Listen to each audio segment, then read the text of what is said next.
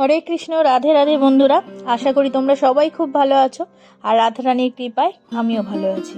তো দেখো, আজকে সকালবেলা আমলকি একাদশীর দিন, এটা সকালের সেবা। আমি গোপাল সোনাদের সেবা কিভাবে দিয়েছিলাম। আর দেখো ছাদে ফুল, দেখো আর গাছের পাতার জলটা এত সুন্দর লাগছে, দেখো কি মিষ্টি লাগছে।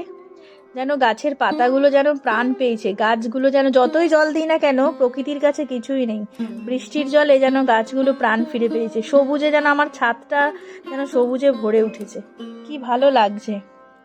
তবে আজকের বিষয়বস্তু তোমাদের আমলকির একাদশীর সেবাটা নয়, সেবা তো আমি দিচ্ছি, তোমরা দেখতে পাবে। আজকের মূল বিষয়বস্তু হলো যে গোপালকে আমরা কোন 5টা সেবা দিলে গোপাল সোনারা আমাদের উপর কৃপা করবে আর ওনারা খুব সন্তুষ্টও হবে। অনেকেই গোপালের পুজো করে থাকে কোনো কিছু না চেয়েই বা কোনো কিছু পাবার আশা না করেই। আমরা যে গোপাল সোনার পুজো করি, আমরা কোনো কিছু না চেয়ে না পাবার আশা করেই তাকে আমরা মন থেকে শিশুর মতো বা ছোট বাচ্চা রূপেই আমরা কিন্তু তাকে ভালোবাসি, ভালোবেসে তার সেবা দিই। সেই আনন্দের সাথে খুশির সাথেই আমরা সেবা দিই, যে গোপাল সোনার সেবা দিতে পারছি, এটাই মনে হয় আমাদের কাছে যথেষ্ট।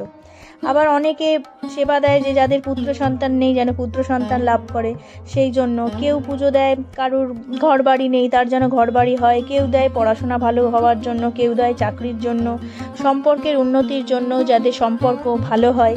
নানান কারণে আমরা লাড্ডু গোপালের সেবা করে থাকি। এবার যে 5টি সেবা তার অবশ্যই করতে হবে। তো আসুন সেই সেবাগুলো সম্পর্কে জেনে নিই, যে কোন 5টা সেবা গোপাল সোনাকে দিলে গোপাল সোনা বা শ্রীকৃষ্ণ আমাদের খুবই খুশি হন। তো এক হচ্ছে স্নান সেবা। স্নান সেবা হলো প্রথম সেবা। যেরকম স্নান না করালে গোপাল সোনারা কিন্তু ভোগ গ্রহণ করে না। চেষ্টা করবেন প্রত্যেক দিন স্নান করানোর জন্য। তবে ওয়েদার বুঝে, গ্রীষ্মকালে যেমন আমরা ঠান্ডা জলে স্নান করাবো, আবার শীতকালে উষ্ণ গরম জল দিয়ে স্নান করাবো, সেরকমই ছোট বাচ্চাদের সাথে আমরা যা করি, আমরা তো গোপাল সোনাকে ছোট বাচ্চা রূপেই পুজো করি বা ভক্তি সেরকম ভাবে সেবা দিই তার, ঠিক সেইভাবেই আমাদেরকেও করতে হবে। বাড়িতে যে সময় ধরুন আপনি কোনো কারণে স্নান করাতে পারছেন না তখন, বা সেবা দিতেও পারছেন না, তখন বাড়ির অন্য কাউকে বলতে হবে যে স্নান বা সেবাটা দেওয়ার জন্য। ঠাকুরকে স্নান না করিয়ে কখনোই ভোগ দেওয়া ঠিক না। কারণ ঠাকুর, আমরা ভাবি হয়তো যে ভগবান ভোগ দিয়েছি, উনি ভোগ গ্রহণ করছে, কিন্তু সেবা স্নান না করালে ভোগ গ্রহণ করেন না। স্নান সেবাটাও অত্যন্ত জরুরি। আর দ্বিতীয় হলো, তার থেকেও একটা প্রিয় সেবা হচ্ছে গোপাল সোনাদের বা শ্রীকৃষ্ণের দ্বিতীয় সেবা হচ্ছে কি পোশাক সেবা। নিজের হাতে যদি বানিয়ে পরানো যায় পোশাক, তাহলে তো খুব ভালোই হয়। কিন্তু যদি সেই উপায় না থাকে, আমরা সবাই তো আর বানিয়ে পোশাক পরাতে পারি না, সবাই আমরা হাতের কাজ জানি না, কিন্তু চেষ্টা করি। কিন্তু না পারলে আর কি করা যাবে, তখন নানান দামের পোশাক কিন্তু বাজারে বিক্রি হয়। সে 10 টাকা 20 টাকা থেকে হাজার হাজার টাকা পর্যন্ত অনেক দামি পোশাকই পাওয়া যায়, যা কিনে পরানো যায়। কিন্তু আমাদের নিজেদের সামর্থ্য অনুযায়ী বাজার থেকে সেই পোশাক কিনে প্রত্যেক দিন স্নান করাবার পরে পোশাকটা বদলে দিন। পোশাক ধুতেও হবে না, যদি ধুতে না পারেন ধুতে হবে না, কারণ ঠাকুরের পোশাক কখনো বাসি হয় না। আপনি গঙ্গা জল দিয়ে রেখে দিতে পারেন, বা রাধা গুণ্ডের জল দিয়েও আপনি শুদ্ধ করে রাখতে পারেন। তো পোশাক সেবা একটা খুব জরুরি সেবা, যা ভগবান খুব পছন্দ করেন। তো এবারে আসি তৃতীয় সেবা, ইত্র সেবা। অগরু সেন্ট বা যে কোনো অ্যালকোহল সেন্ট, পারফিউম যে ভগবানরা পছন্দ করেন, এই সব যে কোনো সময় ভগবানের সেবা দিন না কেন, লাড্ডু গোপালের হাতের তালুতে বা পায়ের তলায় ইত্র সেবা যদি একটু ইত্র দেন মাখিয়ে, একটু হাতের তালুতে বা পায়ের তালুতে বা গায়েতে যদি একটু ইত্র মাখিয়ে দেন, গা দিয়ে খুব সুন্দর সুগন্ধ ছাড়ে।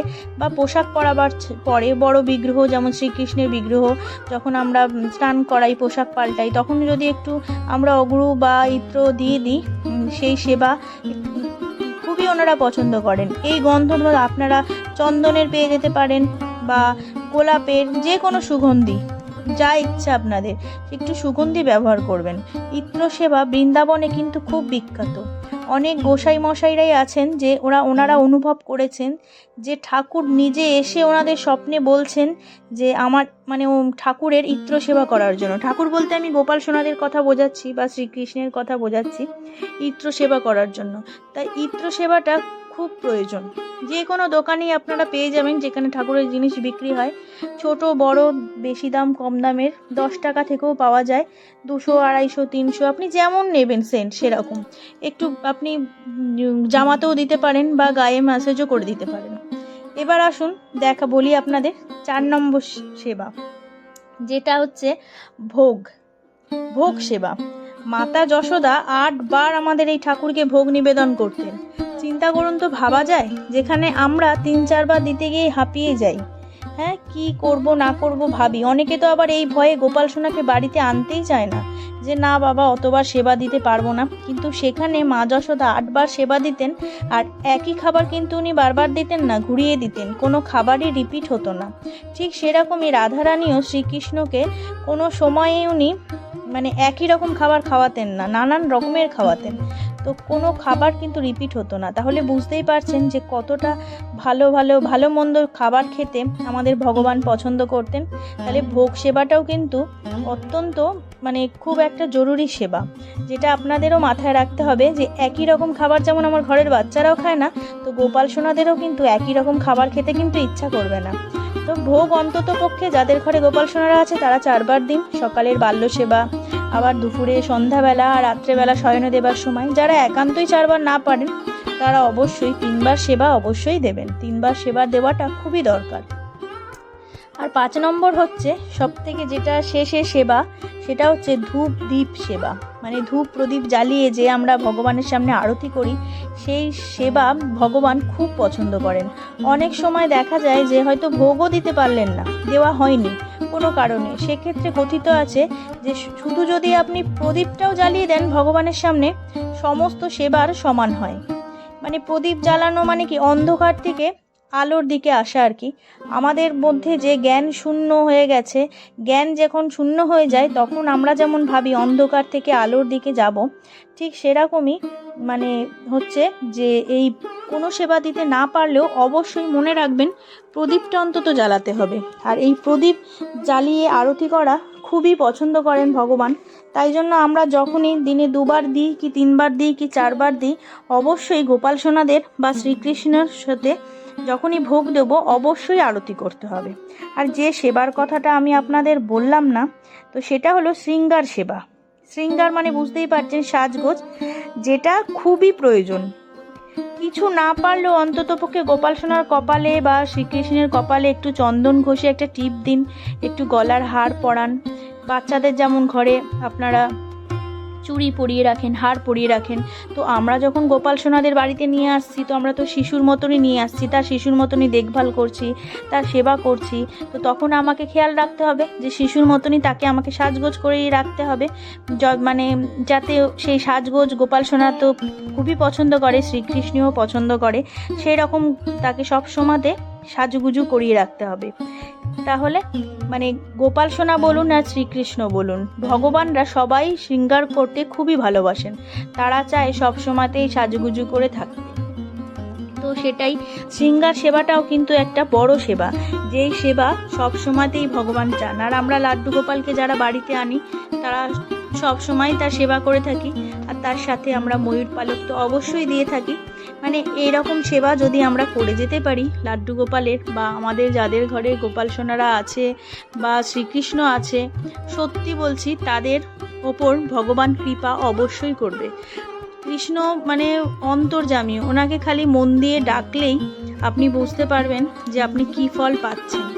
আপনার না হওয়া জিনিস, না পাওয়া জিনিস আপনি যদি একবার মুখ ফুটে বলেন ভগবানের কাছে যে আমি তো তোমার নিত্যদিনের দাস, তুমি আমাকে ঠিক যেভাবেই চালাবে আমি ঠিক সেভাবেই চলবো, তুমি যেভাবে আমার হাত থেকে তোমার সেবা নেবে আমি ঠিক তোমাকে সেভাবেই সেবা করব।